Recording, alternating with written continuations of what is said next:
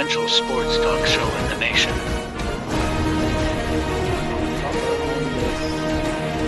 What is today, the 19th? Stay tuned for updates and great sports content.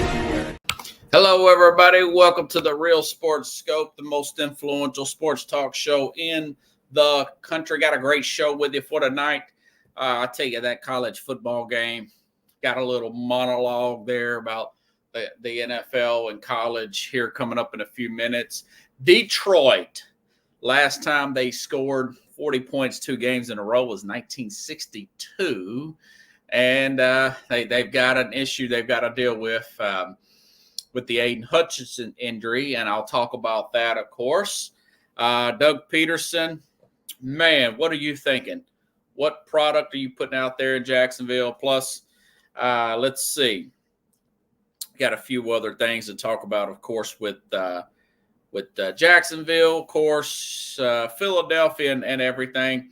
So stand by. Let's take our first and only break. I'll be back here in a few short announcements, and we'll hit the ground running here on the Real Sports Scope. Hello, Sports Scope followers. The program has seen tremendous growth since going 5 days a week. I just wanted to thank everybody for your cash contributions and sharing the program with friends and families. Just a reminder, if you want to contribute to the program, go to the Cash App, the cash sign, and Sports Scope. There are other ways to contribute to the program listed at the bottom of the screen. If you want to advertise on the program, go to sports, that is sports with an S, another S, scope, SKOPE, at gmail.com, just like it's listed at the bottom of the screen. Thank you and enjoy the program.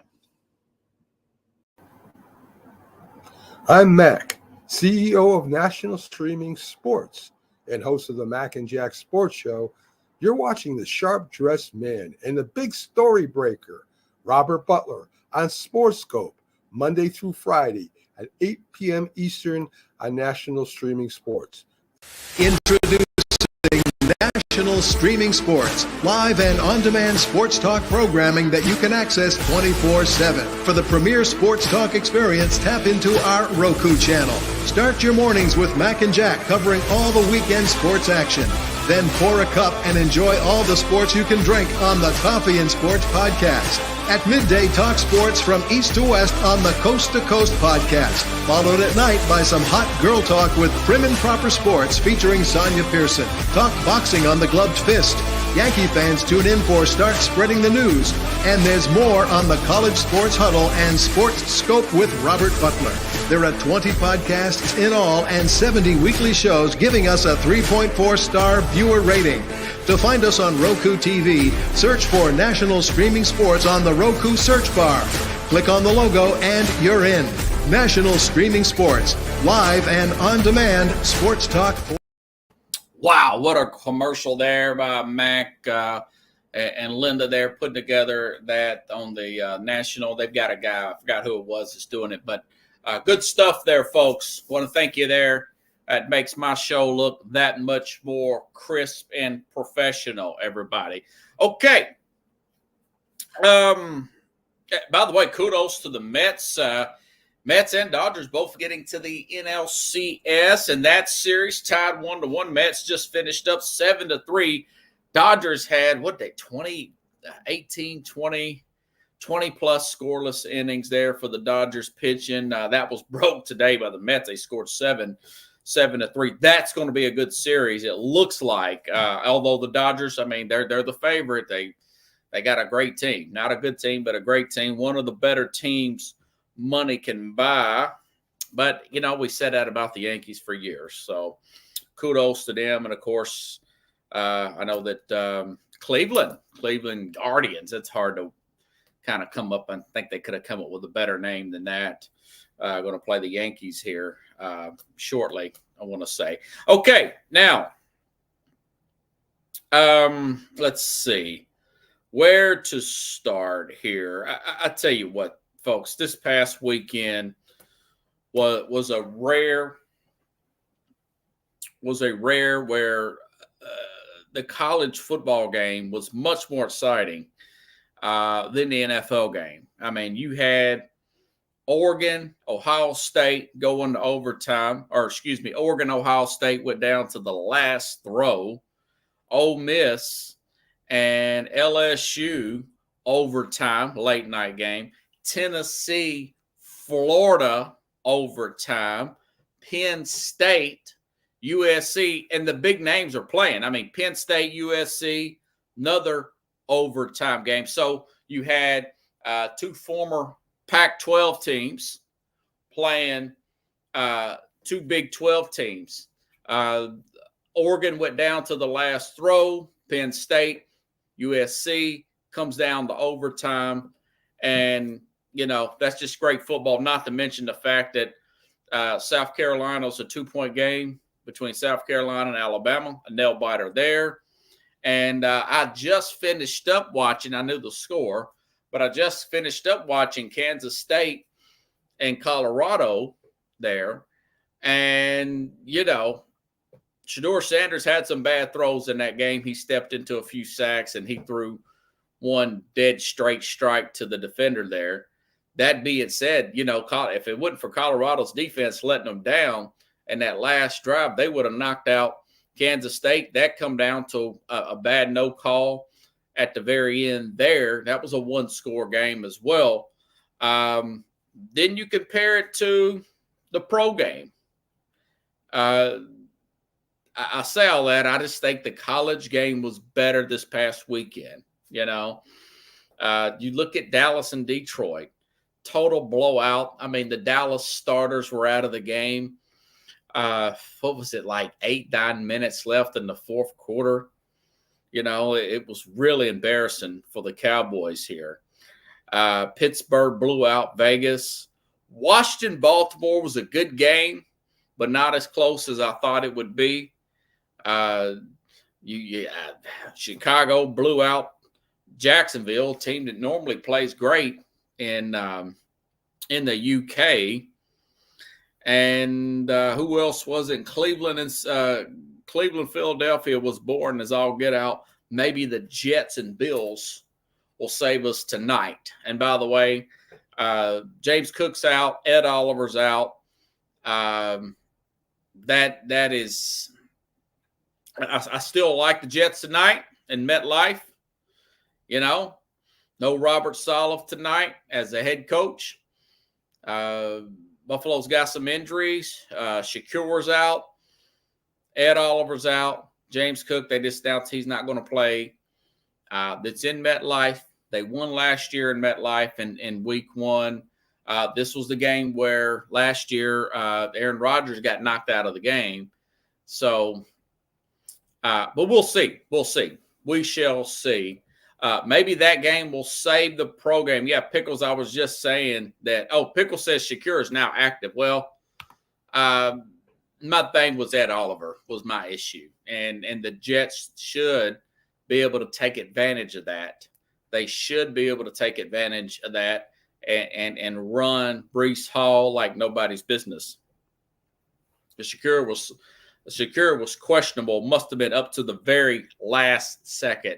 So I doubt how effective he's going to be tonight. Now, maybe he is. You got Josh Allen. I like Josh Allen at this point in his career than Aaron Rodgers. But we'll see. We'll see. You know, both coming off of, I want to say, Buffalo. Yeah, Buffalo come off that loss to Houston.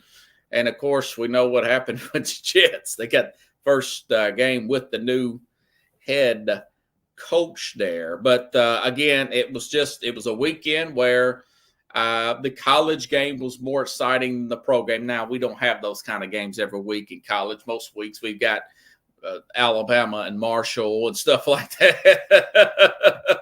We don't quite have the barn burner college football palooza. And by the way, before I forget, just got confirmation Wednesday, folks. Wednesday, Keith Engel, really, really good national college football expert, will be back on the program 30 minutes into the hour. Keith Engel for TGI Sports, one of my absolute favorite. This guy's like an encyclopedia about any sport at any time. He could just, especially the college game, he just knows it like that. Keith will be on talking about Texas and Georgia. Both won last week. Big win for Texas. That was the only game that was really a blowout there. So he will be out. He will be here on Wednesday and Thursday. Coach Kevin Carroll will be back. We'll be talking about that Tennessee-Florida game, but also, folks, Tennessee-Alabama coming up. Tennessee and Alabama coming up on Saturday. That's going to be a big game. The winner will be that much closer to a playoff run. The loser will be on the outside looking in, but not out of it yet. Not out of it yet.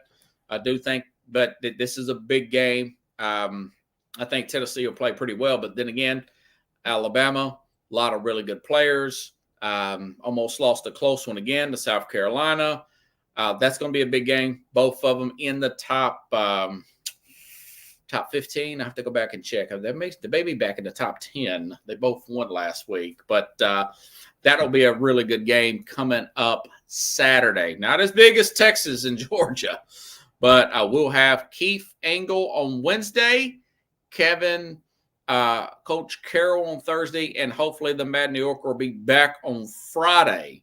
Next week, I'm going to try to get Jeremy Ballrick back on the program and talk about the NFC North and the Detroit Lions, and that is a good transition. The Lions blew out the Cowboys 47-9. That looked like one of the old Cowboy teams beating up on a bad Lion team back in the day. You know, that looked like the Cowboys beating up on the Buffalo Bills in the Super Bowl in January of 1993. I remember watching that game with my dad and stepmom thinking, wow, man, this is like a college game, you know, a good team versus a bad team. But this is the first time, like I said before the break, the Lions have scored 40-plus points since 1962. They put it on Seattle in primetime. Seattle's got some players. Put it on Seattle in primetime, come off a bye week, go on the road and put 47. My dad said he thought that Dallas would really stomp out Detroit, and man, he was right. 47-9. Dan Campbell has another viral post-game speech and gets a little emotional when Jared Goff gives him the game ball back. Listen up, Dan Campbell after the game. This is the tightest this 2024 team has been. We found something special last year, man. I felt it going into this game. Man, it's like we're in here together, and I don't feel people pulling us away. Nobody's coming out of that circle, man. That's exactly where you want to be right now. I do have 2 game balls, and this time I wrote down some stats. Let's start here on offense. 18 to 25, 315 yards passing. All right, 3 tugs, 153.8 quarterback rating. Jared Goff. Thanks, boys. Love y'all. Keep going. Absolutely. This player came up to me last week, and he said, hey, Coach, if I get a takeaway, can I break the team down next week? And I said, if you get 2, you can break them down all week. Well, he got more than that, man. All right, this guy had 6 tackles, had a PBU, 2 PBUs. He had 2 interceptions, and then 1 punch out, man. BB! Shoot, I just want to say I love y'all boys, and we really finna go on the stretch. That's a great win. Break it down. Hey, real quick. Our fucking head coach is our fucking rock now. We're in fucking Dallas, in his fucking place where he played game ball. Bring it in!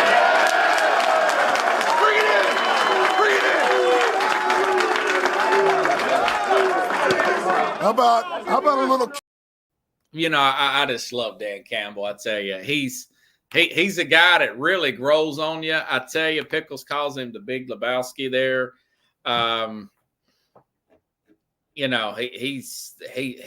This is what the players say. This is not my opinion, and the players are very honest when it comes down to this stuff.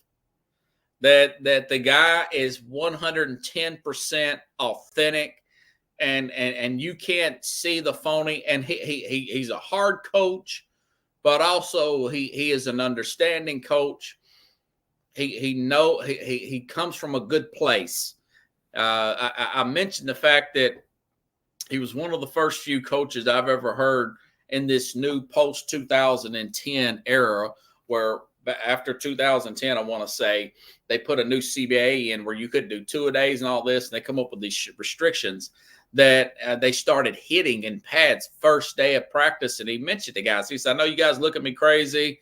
I'm not trying to kill you out there or anything like that. But studies say the quicker we get in the pads, the quicker we get used and get our bodies acclimated to this, the less likely we're going to have injuries here. And of course, you know, they've been in the NFC Championship game last year because of it, and it looks like that they're a playoff team right now.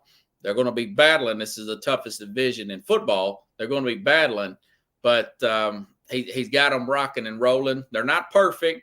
I get it. They're not perfect. But, man, that Jared Goff is in the zone. You know, Ben Johnson could have left 2 years ago, the offensive coordinator. He's waiting. This is a very good special situation, and you can tell up in Detroit that's what they're dealing with right now. And, you know, there was some bad news that come out of Detroit. Unfortunately, they've lost Aiden Hutchinson there. Aiden Hutchinson was on a defensive player of the year trajectory. I think he led the league in sacks coming into this game, and he was off last week.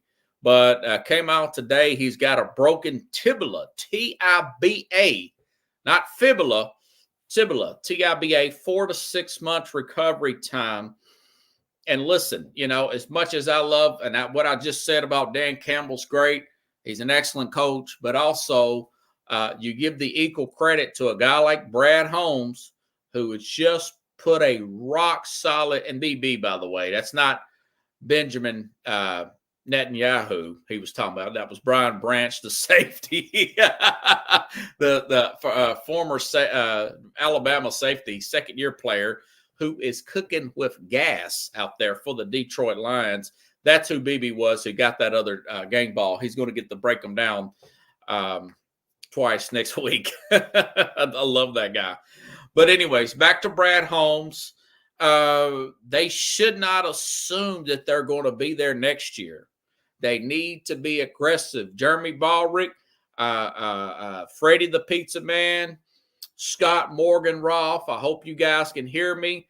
Those are my Detroit podcaster friends out of the Detroit area. Now, Scott's down in South Florida now. He's doing okay, though. He didn't get blasted by a hurricane, but Scott's a Detroit native. Great guy. Love to bring him on, but our shows come on at the same time. Maybe that'll change sooner than later. But, you know, you've got that November 5th trade deadline coming up. Hassan Reddick is out there. He's not in game shape. He was dropped by CAA, and he was picked up by, what's that guy's name? He's the vulture of all vultures, Pickles, that agent there. He was picked up by this guy who nobody likes, but he gets things done. But, you know, you've got a team like Tennessee that's 1-4 here. They've got 28-year-old Harold Landry. They've got 28-year-old Harold Landry here. I would call Tennessee, and maybe I can work out something with Harold Landry. Maybe Pickles knows that guy's name. What's that clown's name? Either way, that means no never about the agent's name. They've got Justin Houston on their practice squad. He's 100 years old in football years. Hassan Reddick, you could probably get him for peanuts from the Jets and help them out there, but I think they're going to find a way to win tonight, and they'll be in first place. Believe it or not. But also look at, you know, it seems like the Saints are starting to look like the team that we thought they were going to be for the last few years. The injuries are just going to catch up with them. They're young in spots, but they're really old in spots. You look at a guy like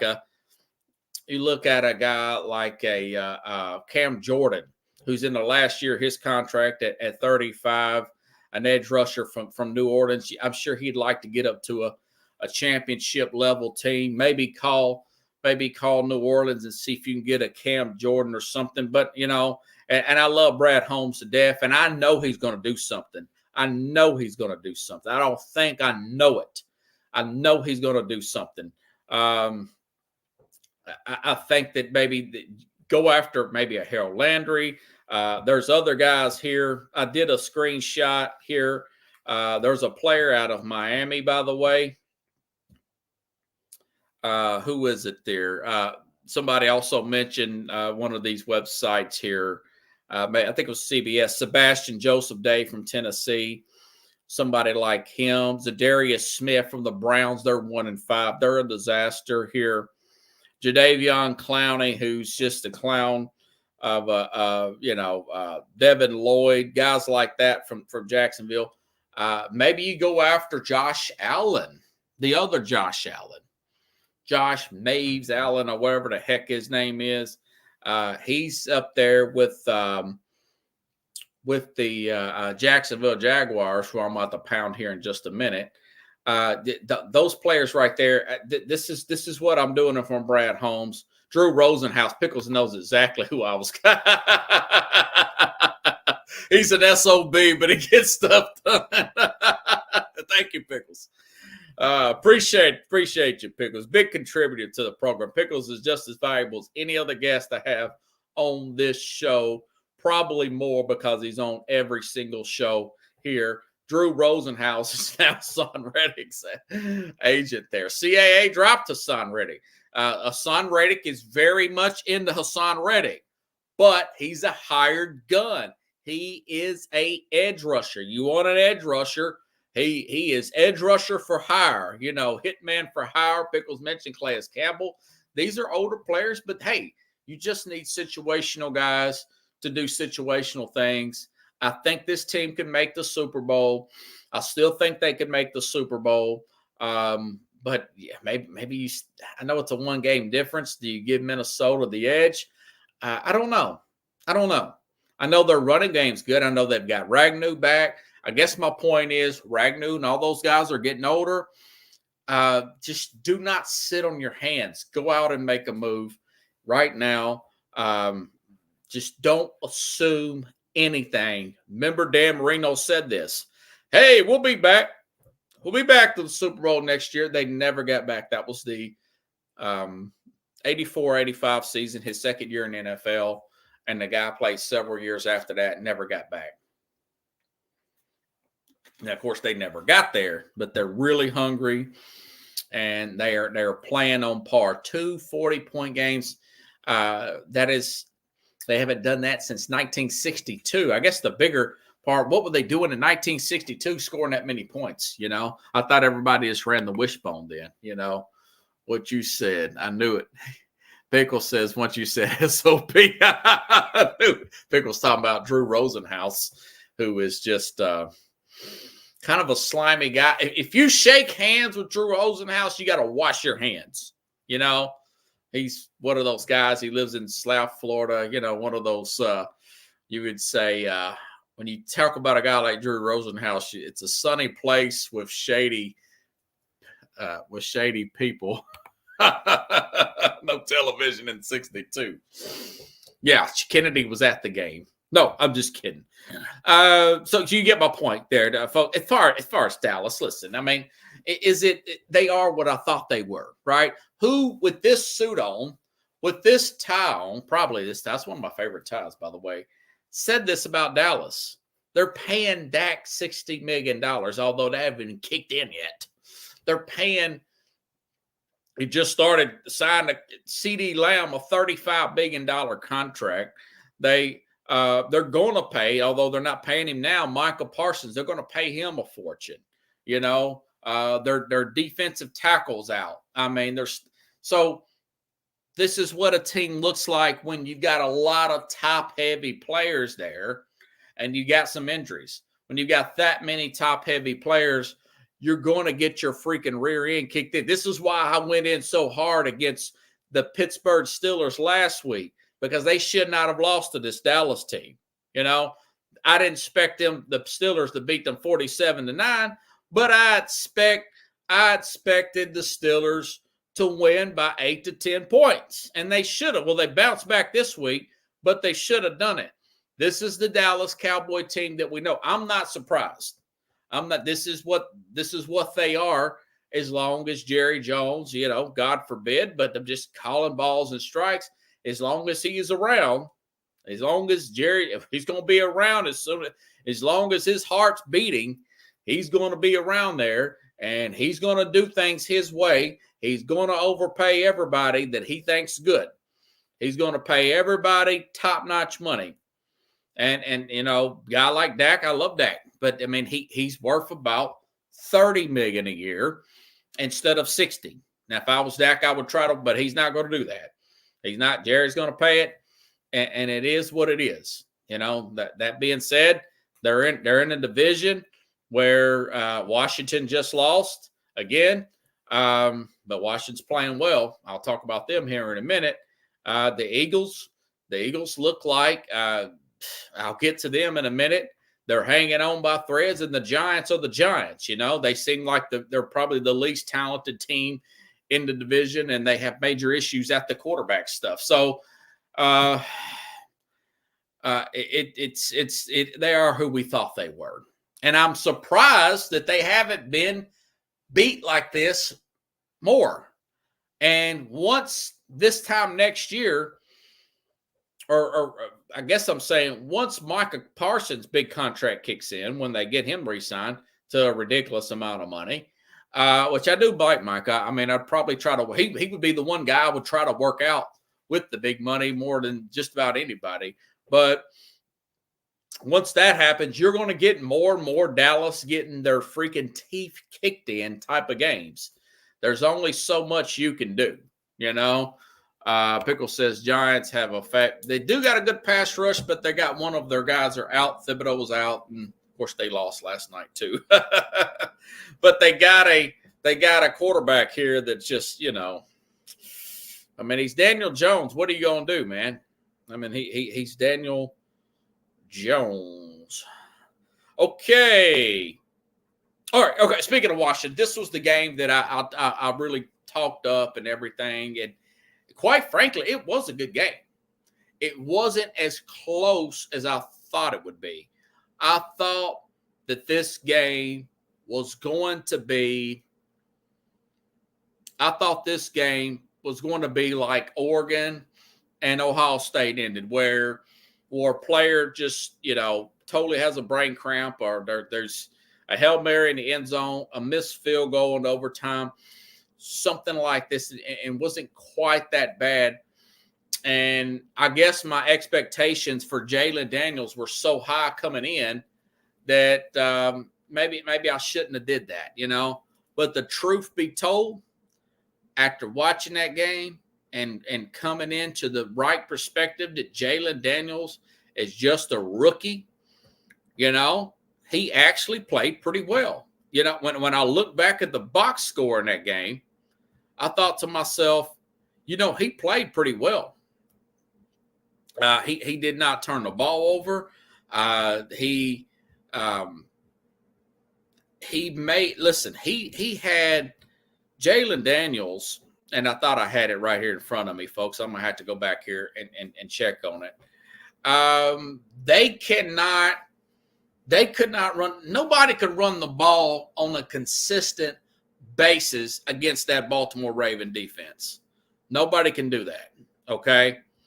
And the fact that you got a true rookie out there, and by the way, everybody's kind of come to conclusion, myself in that conclusion, that C.J. Stroud's a franchise quarterback. And this guy had a better game than Stroud did last year, and we know how good Stroud is. Stroud played this team twice and looked bad in both games. But he was 24 for he had to throw 35 times.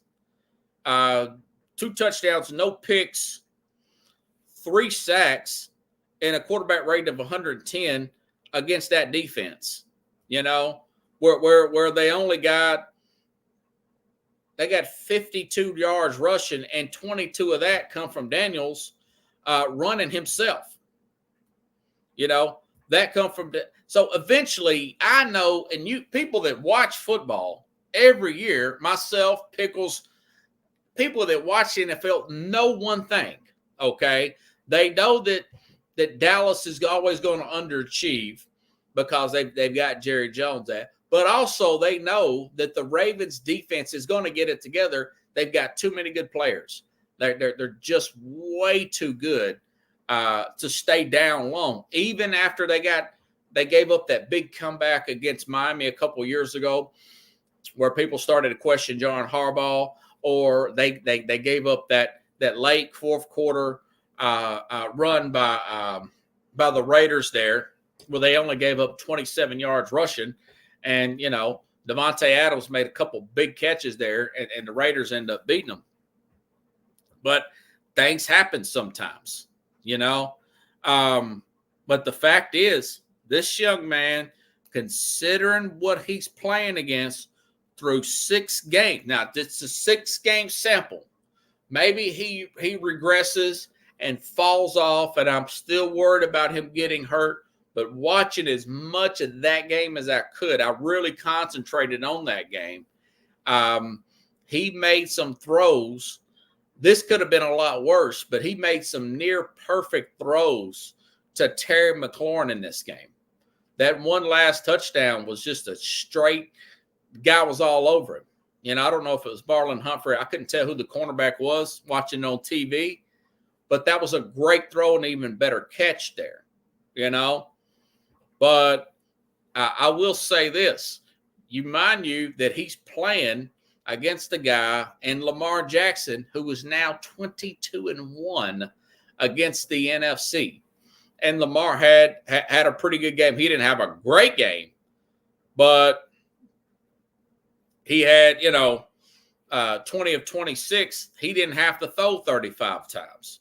Lamar had 132 yards rushing and 2 touchdowns out of Derrick Henry. See the difference? If Derrick Henry could run like that against Kansas City, the Ravens can win the Super Bowl, folks, because I think they could beat teams in the NFC. I don't think that's going to happen. But I guess my point is that Jalen, he played well. He played better than Stroud did against this defense. I think this was a big measuring stick for the Washington Commanders. And if you're a fan of the Commanders, Pickle says they're a wide receiver away. They could probably use another corner. Remember, they traded Montez Sweat last year. This team has a whole new owner. They got a new general manager. They got a new head coach. They got a new offensive coordinator. They got a rookie quarterback.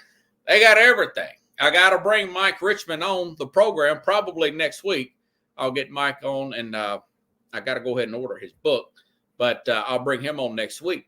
But you consider all that, and the fact that they just, and plus Jonathan Allen, the defensive tackle, he's out for a while. He got hurt in that game. Nobody expected anything out of this team, but they're playing pretty well. I said they'll probably play decent in spots and they'll look terrible in spots. Well, they've actually just played well all the way through so far, And my thing is he needs to continue to play the way he's playing. Don't try to do too much hero ball. Protect yourself at all times. Protect yourself. And that's, if I'm Dan Quinn, the head coach, and of course, Cliff Kingsbury, the offensive coordinator, listen, you've got to protect yourself. Robert Griffin did not protect himself. He got hurt. He never really fully recovered. I think this young man's got a better work ethic than Robert Griffin. I had Kevin Carroll on the program last Thursday, and Kevin says this guy does his lifting and does his film study before anybody else even enters the facility. That story got out. That's what Kevin told me. I didn't know that. He shared that meme on his social media. So it's, you get out what you put in, right, Pickles? But as far as the Ravens, if they continue to play like that, they're going to be hard to beat.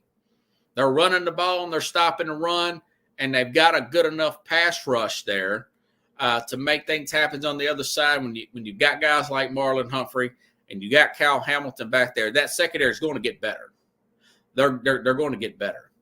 As the weather changes and the season goes long, you'll see the Ravens start to establish. You'll see the Ravens start to establish their dominance on other teams as they expect. I mean, this team had the best record in the NFL last year, and they were in the NFC Championship game. Lamar's got to work on some of his deep balls, but he's got a number one receiver. That Zay Flowers was probably the best fantasy player of the week. He had 30 fantasy points, but also in real stats, I mean, 9 catches, 132 yards. He caught everything Lamar threw to him, as Zay Flowers did. So kudos to him. They look good. They look good. Pickle says he's a 5 o'clock guy. Derrick Henry runs downhill. Daniels is an excellent talent, and he's getting better. He's putting in the work. He's just not a guy running around, not really knowing what he's doing. He's the opposite of a Johnny Manziel, another guy ran a lot, But this was the biggest game of the week, in my opinion, other than tonight's game. I guess this game would technically be a big game tonight. And I thought about not doing a show tonight, but I really wanted to do a show tonight.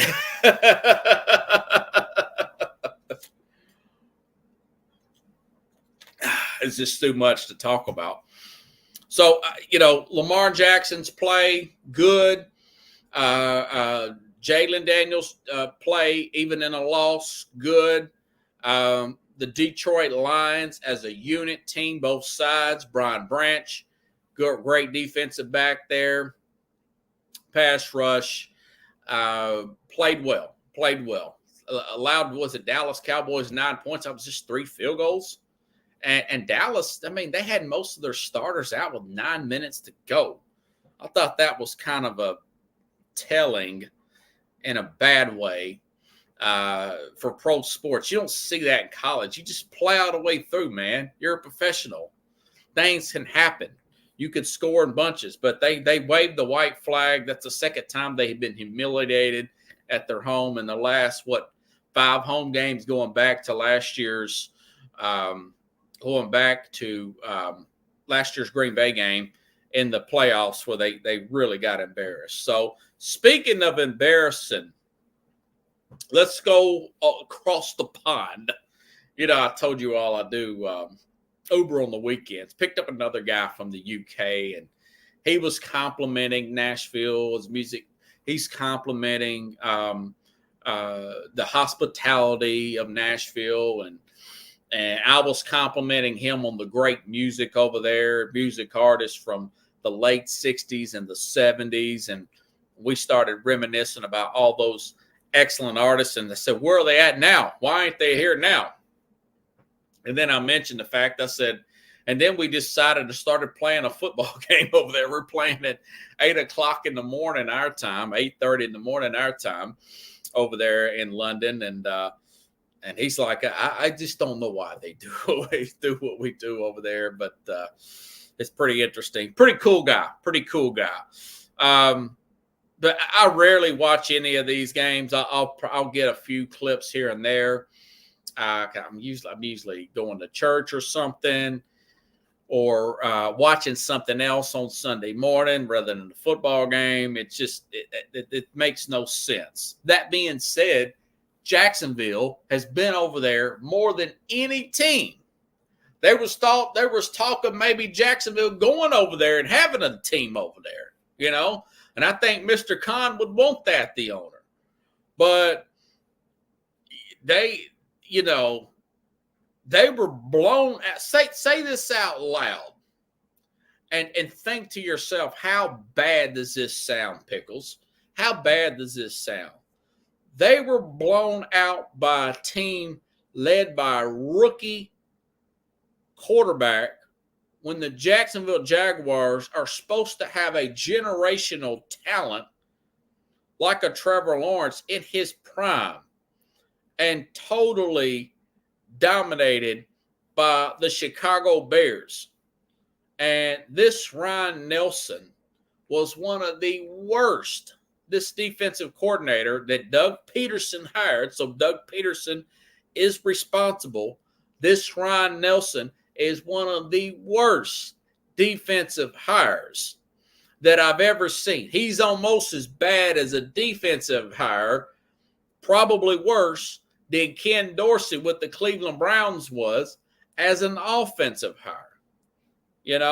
And I did screenshot this one because I wanted to get into this. And listen up here. First downs, 25-17 for the Bears. Total yards, 373 to 278. Time of possession, they had less time of possession because they made more. They made more plays, bigger plays. 152 yards rushing. 4 for 4 in the red zone. Other words, they did everything. This guy did not do any adjustments there. This guy did not do any adjustments there. 6.1 yards per play for the Bears. Just unbelievable, man. I mean, just gave up 35 points here to a rookie quarterback. A team led by a rookie quarterback. I mean, it's just and it's every week for them. It's every week. And last year before they made a change at defensive coordinator, I mentioned the Houston game. The big plays on special teams, the team not looking ready to play. So yeah, this is a Doug Peterson issue. Doug Peterson is probably on the hottest seat. And I look back at I understand that their main cornerback here, their leading corner, has been out for the season. Okay, I understand he's been out for the season. I get that. Okay, but when you've got guys like Josh Allen, I just mentioned, Trayvon Walker, who's the underachiever, he was a number 1 pick. You can kind of put that one on Trent Baalke, that general manager there, that hard-headed general manager down there. But also they've got Eric Armstead at defensive tackle. Those guys were healthy. If you had those 3 guys playing in this game, you should not be playing as bad a defense. Forget about the back 3. When you got those guys playing with their athleticism, your coaching is not good. Your defensive line coach is not good. Your linebacking coach is not good. Your coordinator, this Ryan Nelson guy, is awful. And I was looking through the wires today, and they traded, by the way, a defensive tackle. They're 1-5 or whatever. They are almost 0-6. They traded a defensive tackle. This guy wasn't a big name to the Seattle Seahawks there today while we're talking. But I mentioned earlier, Detroit needs a pass rusher. Well, go after Josh Allen. Go after their Josh Allen. He's still a pretty good player. But you've got a guy like this. I mean, you've got Trevor Lawrence there. Trevor Lawrence has player Gabe Davis to throw to, Christian Kirk to go to. Evan Ingram had a good game, and you're still getting beat like that.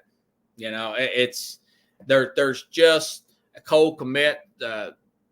Cole Kmet was running wide open all day long, and I've seen that in this guy's defense. I said you could throw on him like nobody's business. The 2 worst defenses in the NFL play are the Colts and the Jacksonville. Jacksonville is probably worse now. The Colts, they actually played a decent game against Tennessee, and that's a whole different conversation with the Titans. So now that Saleh has been fired, some can make some have made the argument that Saleh is defenses play decent. At least he got his side of the ball, and that's true. I read a stat the other day that they've gained a lot of pressure. Some of the best pressure packages in the NFL in the last 3 years. That's Saleh. I just think Saleh is a bit of a hothead, and he was intimidating the owner. And as I said before, I think it's more to it than Aaron Rodgers is. I think the owner just felt uncomfortable addressing Saleh and real intimidated by him. I think that's part of it. You don't want to work around a person you're scared of all the time. You know, that's Woody Johnson. That plays a part in this. But as far as Doug Peterson is concerned, yeah, they won that one playoff game a few years ago. But there's days that they just do not look like they're ready to play, you know? And this is a particular game where they usually play well out here because they've been here more than any team in the league. There's a huge time differential from there to here. I want to say it's 6-7 hours difference. It's 2 o'clock in the afternoon at 8 a.m. Central Time. So at 9 a.m. Central Time, it's 2 o'clock in the afternoon there. So from Eastern to London time. So you were that does throw people off. That's worse than going to the West Coast. Okay. I just remember looking that up, and I know those numbers stuck out to me. So, so they really have to figure this out and see what they're going to do. He's number one. I understand that Sirianni. I'm gonna get on with Sirianni here in just a second, but there's just too many good players here. A lot of people saying maybe they're going to rebound and win the division. They got a new coordinator. They picked up some players on the defensive side. They've rebounded. That they've also added some pieces on the offensive side with the new coordinators and everything. And it just has not worked, and it's all on Peterson. So Trevor Lawrence, he's not totally off the hook here. He's not tightened up his game. He still seems a little bit off. He's still a long strider. He needs to check the ball down. People have not given up on him. We saw Baker Mayfield, pretty good game yesterday for Baker Mayfield. He's playing well. Darnold looks like breakout player of the year, like 27, 28 years old. Better late than never with the 5-0 Minnesota Vikings. And both of those guys were drafted in 2018. Both were seen as bust. Lamar Jackson and Josh Allen seem as stars. Sam Darnold and Baker Mayfield are both having their heads above water. Maybe Lawrence, I would probably still give Lawrence another try. You know, I'd go after an offensive guy that didn't have to take any nonsense, that is going to surround himself with a good coaching staff. I'd go after Gruden. I don't care what anybody said to me, but I don't know if they want to do that.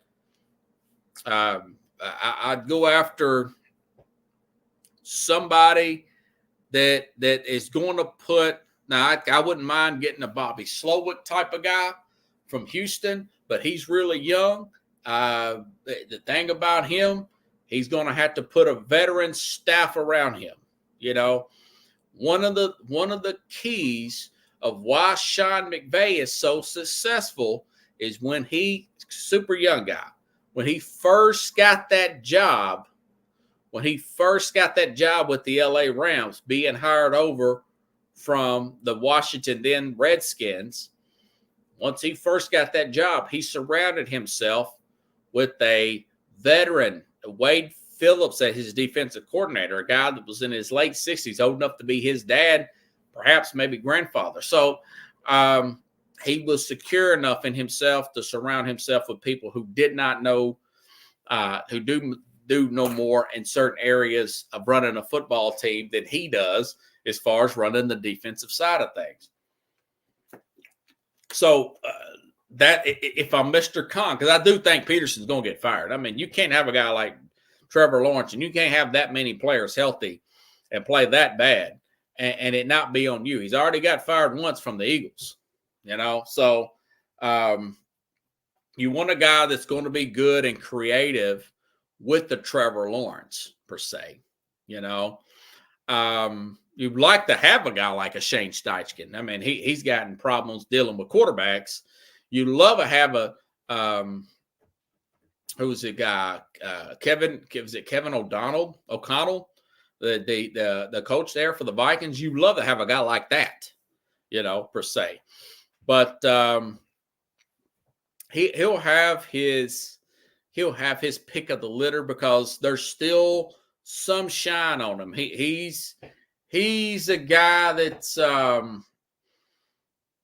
he's a really nice bike you had when you was a kid, but you've wrecked it a few times. You know, you scuffed it up a little bit. You know, it's a great baseball glove, but it's got some brown on it from being in the dirt too much, but it still looks new looking. It's not quite all the way broke in yet. That's the way the coaches are going to see Trevor Lawrence. He's going to attract a good coach still. You know, Urban Meyer was a total miss there, and then you got Peterson there, who's more of a traditional pro.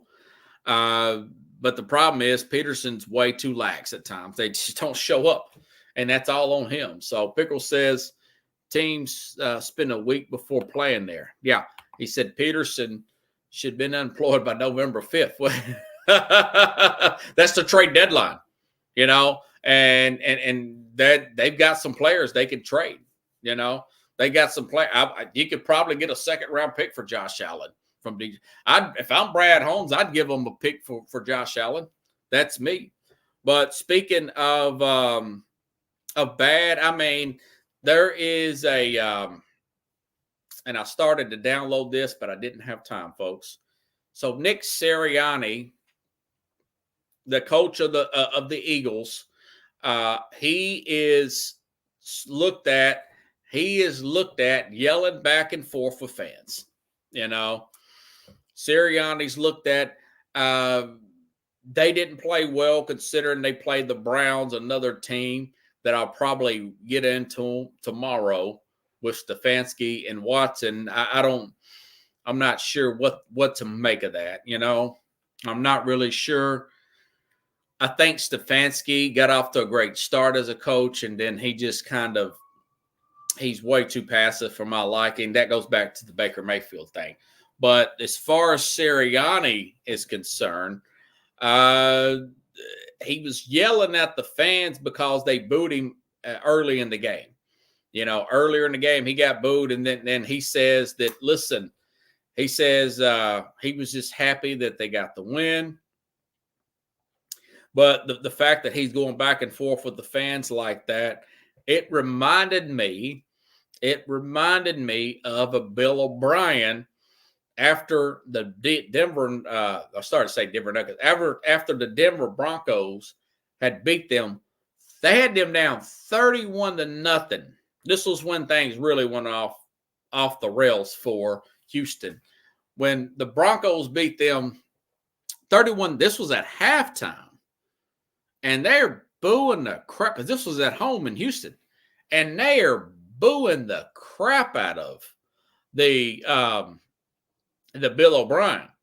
And he's cursing back at the fans. And I want to say it's DeAndre Hopkins trying to pull the coach back in as they walk to the locker room towards halftime.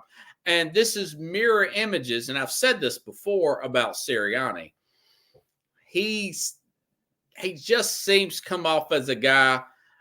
He's the opposite of a guy like a Dan Campbell, that a lot of the players do not respect him.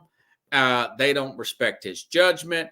They don't respect his football acumen. There's been stories written about it with Jalen Hurts, who's played. By the way, they're really healthy. Had both Devontae Smith and A.J. Brown back, and I did look and see Lane Johnson was back in there. Now, they lost their left tackle. He might be out a few weeks there. But the right tackle, Lane Johnson, is not good. So I guess I'm saying this, that even in a win, the Eagles seem to get some more criticism. Luckily, they're playing in the division with the Cowboys, who just got molloped again.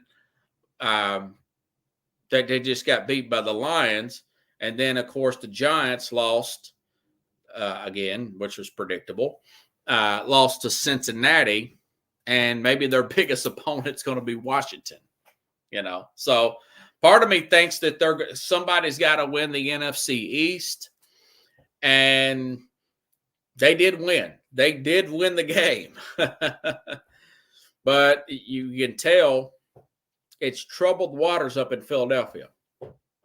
He said, why are you making a big deal about that? Because they just didn't play well, you know? And that defense, the defense is just not quite there. You know, it's just not quite there. They've had some good moments. They did beat a red-hot Saints team that supposedly turned things around. But then you see how they played against Tampa, you know.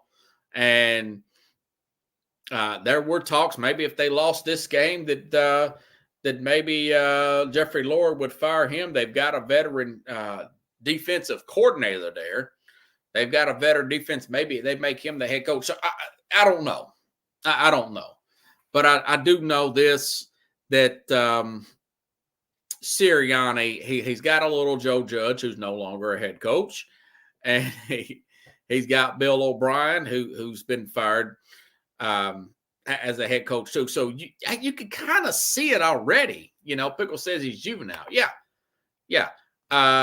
Fans pay good money for those tickets. Yeah. So you're in Philadelphia. You can't win that war in Philadelphia. They boo Santa Claus. They'll boo anybody. I do need to bring the sports guy back. Philly, I do need to bring Jamie back on the program and get his thoughts on Sirianni. But I think he knows Sirianni, no matter what, his days are numbered. And that's another job people will be lined up. Now, I would like to see if Bill Belichick would – people talk about Belichick taking the Jaguars job. Long as Jeffrey Lurie and Belichick had an understanding, Belichick would look at a guy like Howie Roseman and said, you go ahead and do what you need to do. You go ahead and give me them players. Just don't tell me how to coach the team. And tell that old man up there with that $10,000 suit on, which he does dress really well. Philadelphia, they dress all like Philadelphia lawyers. I love the way they dress, and that's probably all from Jeffrey Lurie, the owner there, who's a pretty good owner. He's a bit of a micromanager, so I'm not going to go over every play with you. But if you want to win this division, you want a Super Bowl, that defense will not be an issue. That defense will be airtight. I'll bring McDaniels back. We'll work with Jalen Hurts here, and with Saquon Barkley and all them guys, we're going to win some games. And Belichick will tell you, hey, look, it's Super Bowl or bust here. It's Super Bowl or bust. Now, if I was Buffalo, if they didn't win it all this year, I'd put Josh out if I was the Wilson family. You know, I know it's called Ralph. I don't know who owns it. I'm just saying Ralph Wilson's down. It may not be the Wilson fan. But I'm ownership Buffalo. I say the same thing for Belichick. There might be a bidding war for Belichick. He's done so much to rehabilitate his image.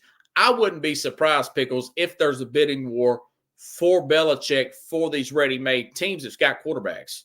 Jalen Hurts, Trevor Lawrence, Josh Allen. These teams that's got quarterbacks, they just need a Bill Belichick to shut that defense down. And that is exactly what that Jaguars team needs. They're the most unprepared team out there, other than some days with the Eagles. But I think they're number one, you know. But I'm going to try to bring him on next week, and I'm going to try to bring Jeremy Ballrick on to talk some Lions in the NFC North next week as well. So the show is popping, folks. It's growing. If you like the show, please share the show. I've got to grow the show, okay? I'm working day and night to grow the show. I'm taking 3 and 4 jobs here. So I appreciate everything you're doing. Tomorrow I'll be back. I'll give you my Power 5. We'll talk about this Jets game and more. Thank you, Pickles, as usual, as always. Have a good night, everybody. I'll see you same time, same place here on The Real Sports Scope.